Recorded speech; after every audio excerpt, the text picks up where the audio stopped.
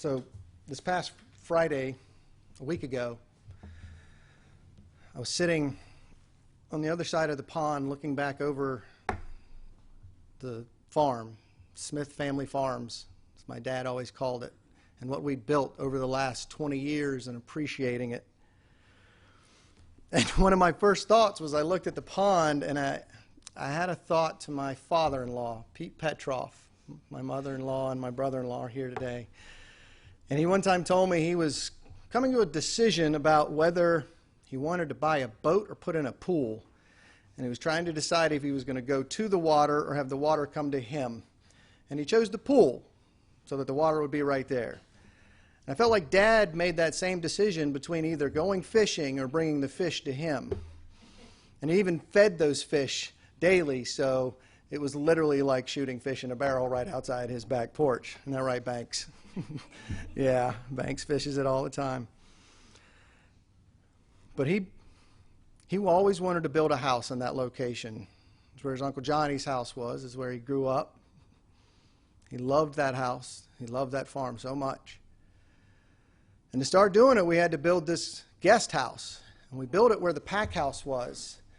And the pack house was an old storage building, but before that, it had been my great-great-grandfather's store. And when we took the building down, there was literally on the back side of the wall where people had kept, he had kept like tabs of people and they would pay money back later kind of thing. We found his handwriting, and Dad just loved that part of what had been held on to and saved on the farm, and he held on to it as well. And if you notice that guest house, on the side of it, there's a door. It's not really a door, it's a facade of a door that represents where the door was for the pack house. That's how much he wanted to represent that feature of it. And so we built that guest house, and Mom and Dad lived in this tiny little house. And then he had to build a shed because he had all his toys. He built his shed, his green little shed. And then we had to go over to Mama's old house, and we had to clear that out and move that over to that location, and then build a summer kitchen and a sunroom and a bedroom. And then we built a barbecue shed, and we built a gigantic gray shed to store all the stuff. And I'm sitting there at the pond, and I'm looking at it, and I just remembered how much time I spent with my father from a child through all of those years of building that house, of us underneath the car, and he's fixing the oil filter, and I've got to hold the flashlight and hand him a C-wrench, and those times when I'm broken down and I need help with something, I know I can call him and I can get that help. That ability to fix things is being lost in generations. Artie has this amazing ability to fix cars that I don't. And I feel like I have my dad's ability to build things, though, and I think we both got sort of a little bit, we got to share that talent. And I wanted to appreciate the fact that what he built there is going to stand for years to come and be celebrated just like he was celebrating what came before him, because he always had that respect for everybody. And I guess I'm going to have to call Artie now when I need help.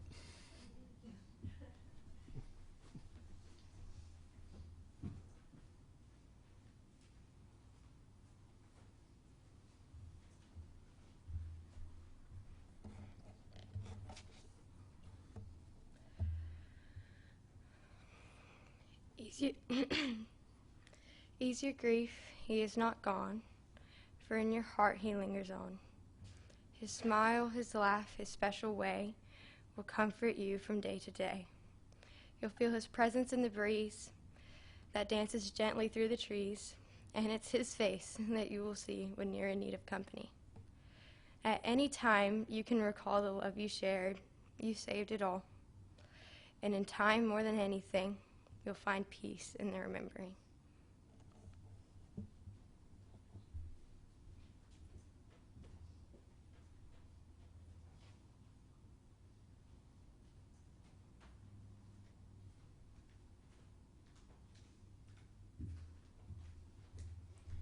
And now to answer the question that you're all dying to know, Inky Ronnie, What does that mean? Smitty said it was important that I explain that, because otherwise you guys might think Uncle Ronnie had a bunch of hidden tattoos everywhere. This whole side of him you didn't even know, and we called him Inky Ronnie because he was all inked up.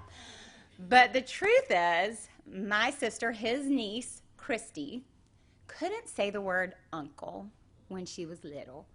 And so instead she'd say Inky Ronnie, Inky Ronnie. And it stuck. And so then the rest of us started saying Inky Ronnie, Inky Ronnie. And over the years, at least for me, I started shortening it to Inky. So I would text Aunt Pat and say, like, what are you and Inky up to today? And so we loved Inky Ronnie. So that's where that comes from, and it shows you how good of a sport he is, because he just let us rename him. And just as far as good memories that I have, when I first found out that I was going to be an aunt, and this is the truth, I said, I want to be like Aunt Pat and Uncle Ronnie.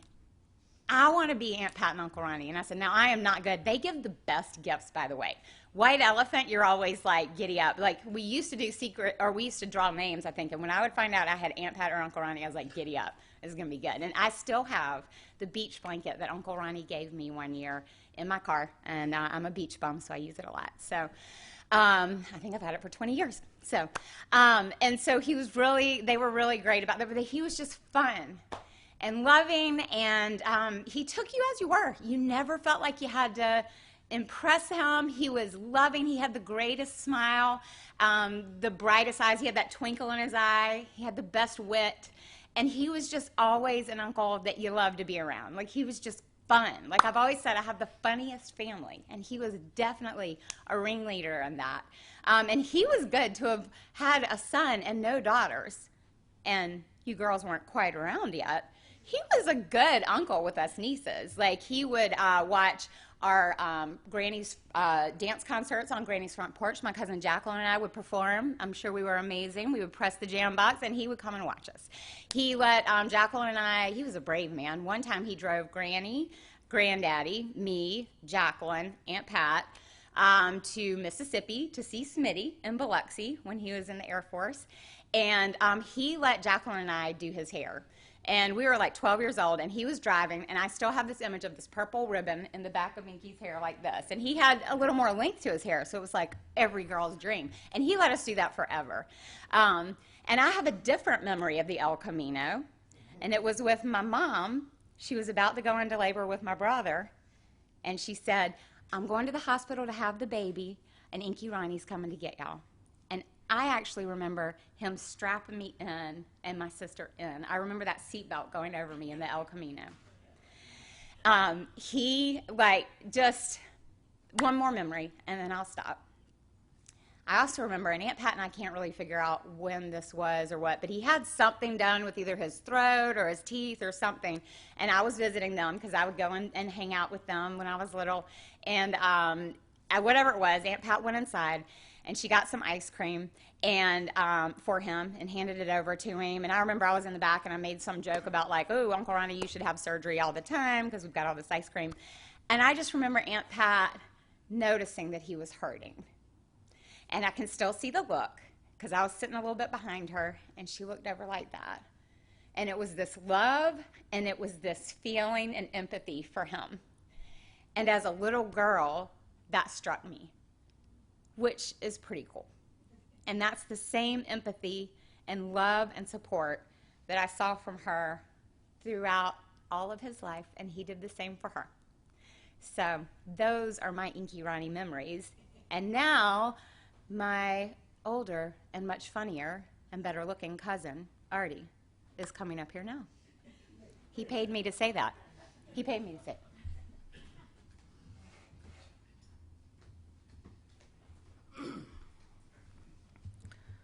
So I didn't want to miss some of these things. But so I got the call Tuesday morning from Smitty that Uncle Ronnie passed away. It's a relief. Not hurting. I hung the phone up. Excuse my voice. I hung the phone up. And the first thing that I thought of when I hung the phone up was Uncle Ronnie and Granddaddy getting a hug. And took about 10 minutes to kind of collect myself.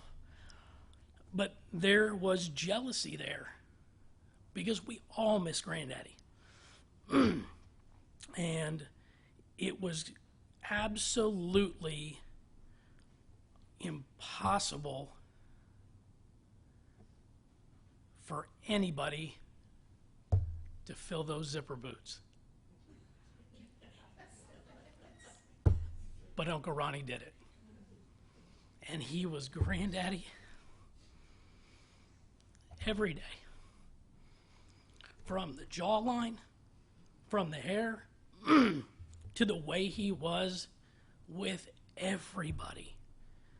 He was dependable, and God, he could work. I mean, unbelievably, he could work. And I feel very strongly, I remember Granny and I were having a conversation years ago, and she said, have you gone over to the church to see Granddaddy? I said, no, I may stop by on the way out. She said, well, it would be good. And I said, listen, Granddaddy's not there. He's here at the farm. This is where his presence is. This is where he's felt. And that's the same thing with Uncle Ronnie. That's where he is. That's where he's always going to be. And so that was one of those, that was just a feeling that I had today driving out, is that he's there. He's always going to be there. And that's just a good feeling. I think it's a really good feeling. One of my first memories of Uncle Ronnie was that blue boat. And I think that blue boat is very, very possibly the reason for my extremely unhealthy addiction with speed and motors and oil and gas. And I still remember standing on the outside of the boat and Smitty sitting inside like this, just looking down at me. And I'm like, this thing is gorgeous. And it was the closest thing to a rocket ship, I mean, that you could possibly get. It was metallic and blue and just absolutely gorgeous. And fast forwarding, I was very fortunate to be able to come out for about a week to a week and a half every summer and work with Smitty and Uncle Ronnie at Green Acres. And I didn't do anything. I didn't do a lot at all. But I was able to be a part of that. And I remember getting up in the morning and never going to the door at the very end because there's a guy down there named Mike, and he lives here, and he's probably asleep. And there's no reason to go down there. Just leave the door shut. If it's open, you say hi to him. If not, then just leave it alone. And so walking out, and for some reason, Sesame Street's on, and we never changed it. He just sat there and ate cereal, and Smitty would look at me and say, get a bowl of cereal, all right? Get a bowl of cereal. And Uncle Ronnie was outside already, and I don't know how long he had been outside. But he's filling up 200-gallon tanks on trailers. He's putting gas in trucks. He's getting his day ready. And it was every single day. And it was a lot of work. And I remember heading out in all these different trucks, and the El Camino was absolutely a special place in my heart. And if I ever have enough money, I will have one. I'm going to put Green Acres on the side, and we're going to the beach. But I remember the Scotchman account.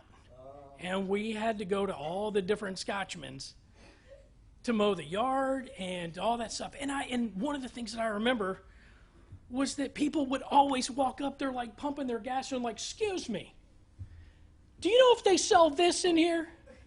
And he's just like, I don't know, just walk inside. But he was never rude. He was never rude. And that happened so often. I remember one time we got to this medical office and there was a sprinkler problem. And he hands me the shovel and he's like, hey, I need you to dig a hole around this sprinkler because we've got to get to the sprinkler. All right. So I was really proud of that hole, and it looked great.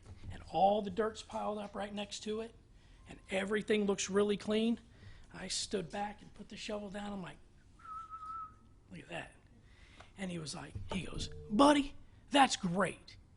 He goes, it's got to be a little bit bigger. Hold on just a second. Grabs the shovel, and he made a hole 5 times the size of my hole in like 30 seconds.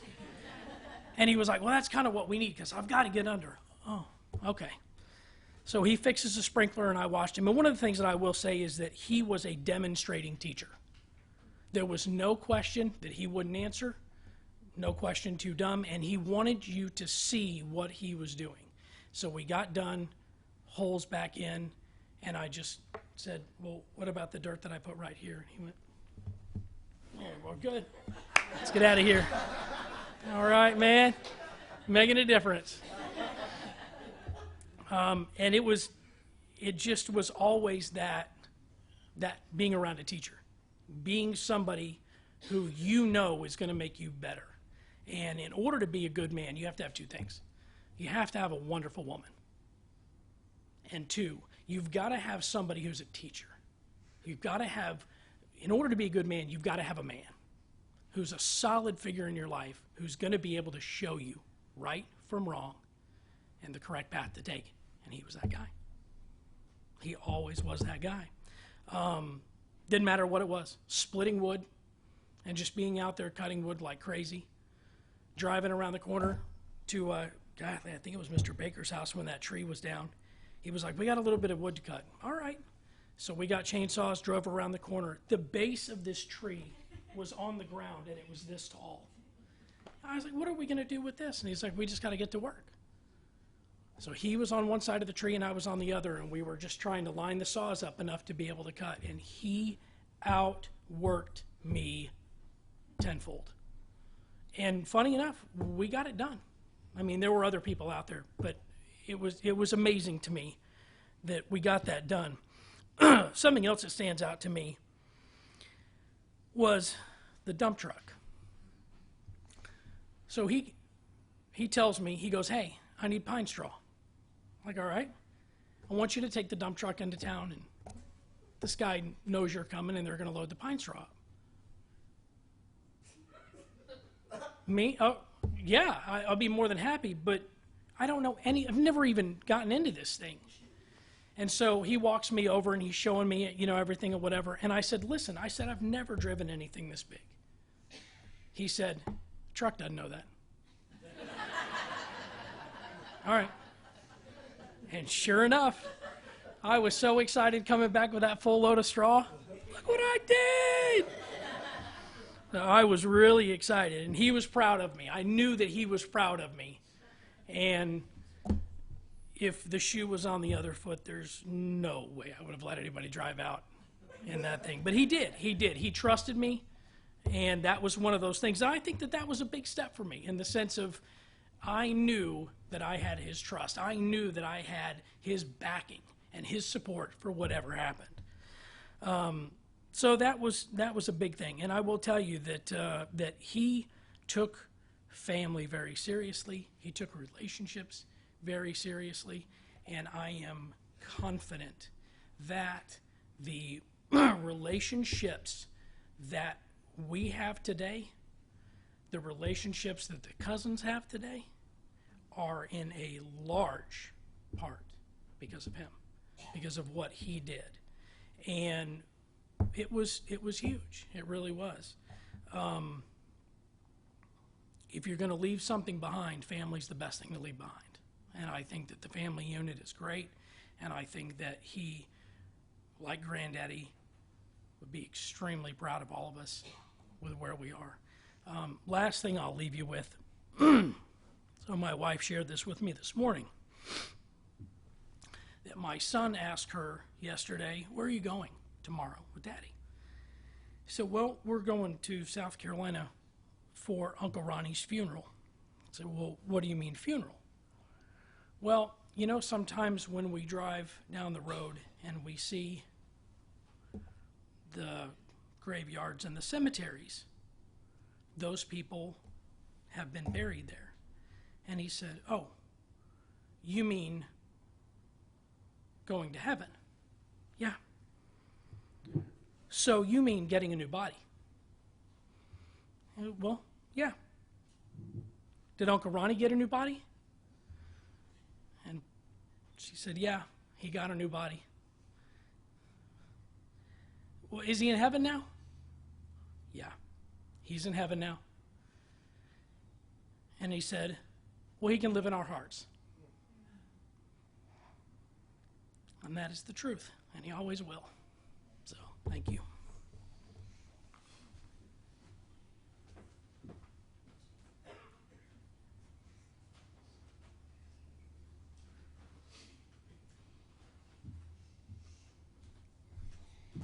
A reading from Isaiah 61, verses 1 through 3, a prophecy of Jesus. The Spirit of the Lord God is upon me, because the Lord has anointed me to bring good news to the poor. He has sent me to bind up the brokenhearted,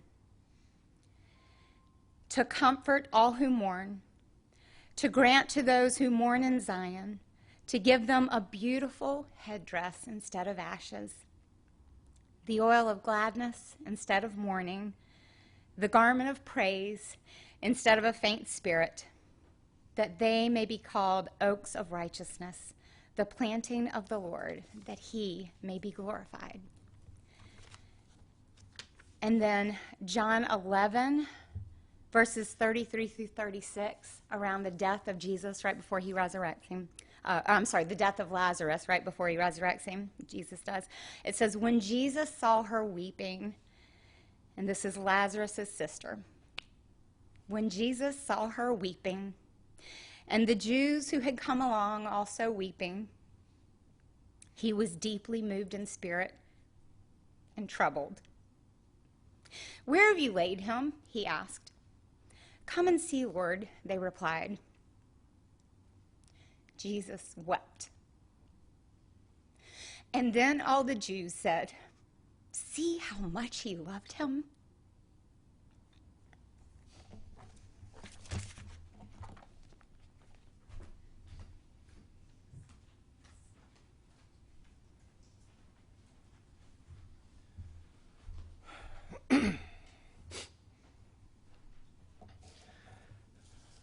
My dad liked to laugh.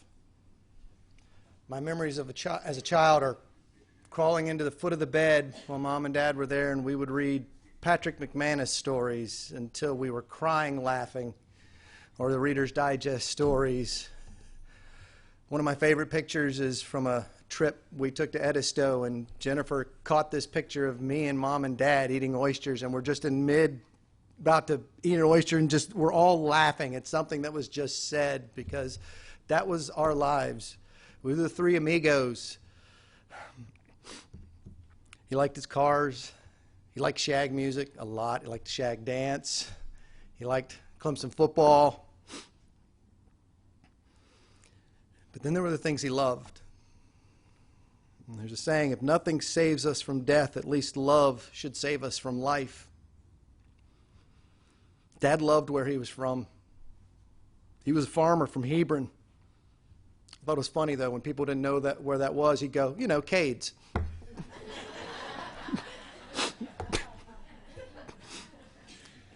He loved sitting in his rocking chair and looking at the farm. The hours I spent with him doing that. He loved his parents, a father who overcame polio to be a successful farmer, a mother who ran a household, worked in the field herself, two amazing sisters who protected him and he protected them. They were the Smiths. People knew who they were. He loved being Inky Ronnie, singing My Bonnie to you guys when you were little babies, and every one of you would get this little pouty lip every time he sang it. That grumpy guy at the end of the hallway, Mike Chandler, he loved you. He trusted you with his business. He wouldn't trust anybody else with that thing. It's weird to say you were like a brother to him because you were technically a brother-in-law, but he loved Jen, my wife. It's interesting, they're two peas in a pod. They're frugal, not overly emotional, but the most supportive human beings you'll ever find. He loved his grandkids, Alexa, Mallory. You're lucky the time you got to spend with your granddaddy. I promise you, every phone call we had, every conversation I ever had with him after your birth, you were in it. He marveled at both of you, your talents and your strengths. When Jen went into labor with Alexa, we were in Baton Rouge. Mom and Dad, we called them, said we were going into the hospital. It's like 6 o'clock, 7 o'clock at night, Baton Rouge time. Mom and Dad crawled into bed and were like, all right, we're going to head out for Baton Rouge tomorrow. I think y'all laid in bed how long? 15 minutes, and Dad said, I guess we're driving to Baton Rouge right now. Okay, yeah, and they did. Luckily with Mallory, we're just in Charleston, so it was a much quicker drive.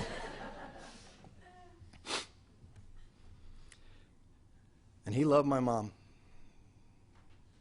Patty. The love of his life. Now, let's be honest, I got to see most of their relationship.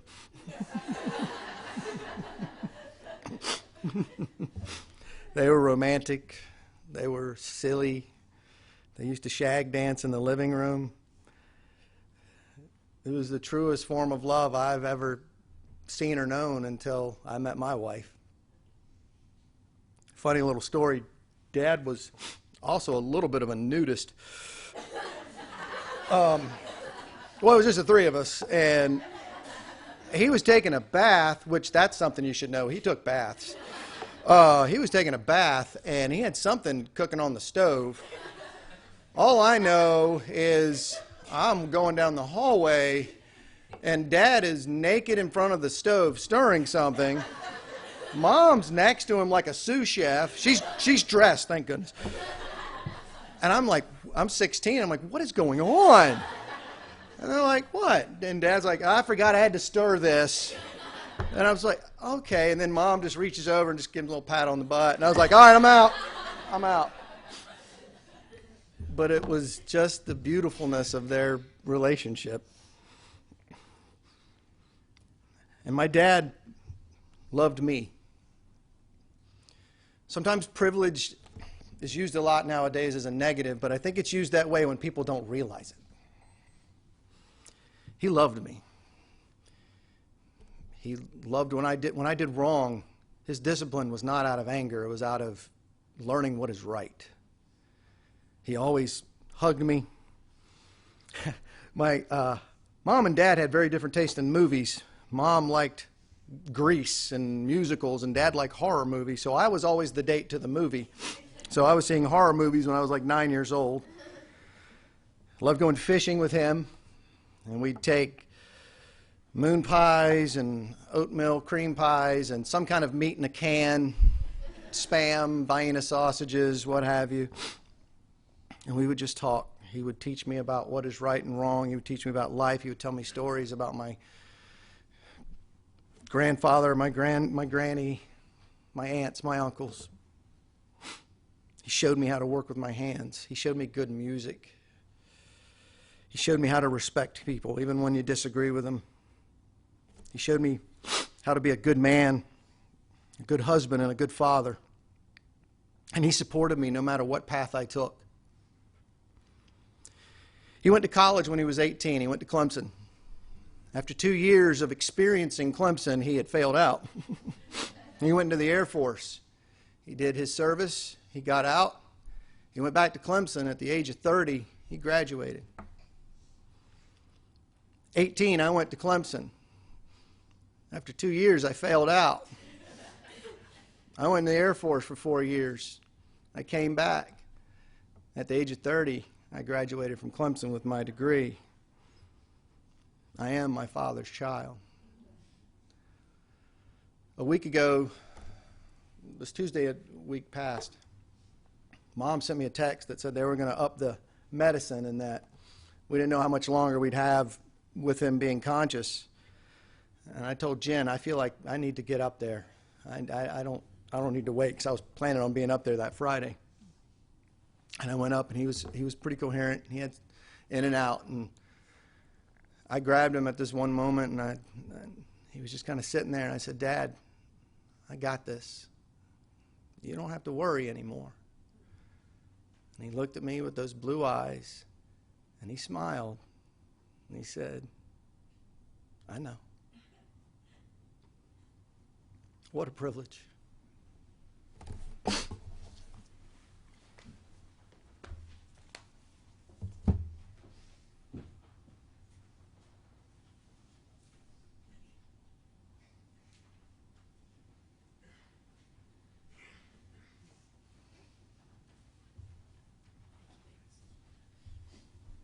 Thank you for indulging us as we remembered Ron today. We had a tough time the last 16 months. He was willing to do anything they would throw at him at the medical university. He wanted to be around and be a part of his family's life. But it came to be a time where he made that decision that that was enough. And we landed in a soft place because we landed at McLeod Hospice. And those of you who've had a family member involved with hospice will know it is the first time I took a breath in 16 months. It was a gift, such a gift, and he agreed. He was so worried for me. So we had home hospice for 6 weeks, and it could not have been better. He would walk around the pond. He would do many things. His appetite was good. We just had a good time. But it got harder and harder to be there. And so it was time to go into the hospice house in Florence, where, once again, we landed in a wonderful, soft place. And I know many of you have been involved with family members there again, perhaps, but we had not. And they have something there called a sensory garden. And it was built, I think, in 2005 to involve the 5 senses for patients and families to go there. And it's a darling little place. It is really nice. And there's a bench there where I think Thurman Coker's family has a bench there in honor of Miss Essie Clare. But anyway, I was walking one afternoon. Before I read this, one of my last memories now of your dad, Smitty. I've got Smitty and Mike were there with Ron in the hospice room. And if you know those rooms, they have double doors. They open up. You can wheel the bed outside. You can bring your dog. There's a fan over. I mean, it's just wonderful. Well, Mike and Smitty were sitting outside in the sunshine on the patio. Ron was in the bed asleep. And it just was so peaceful. It was so wonderful. Until somebody on a maintenance crew cranked up a weed eater. Could not have been more perfect. They were laughing their heads off. It was just a beautiful moment. Well, in that sensory garden, there's a plaque. I do not know the gentleman, but Mr. Dale Locklear is a vice president there at McLeod. Some of you may know him. He also happens to be a Clemson horticulture graduate and was instrumental in helping design the sensory garden. And he has a poem there that just blew me away. It's because he speaks for Ron, and I want to end with this. It's called, "When I Am Ready to Leave."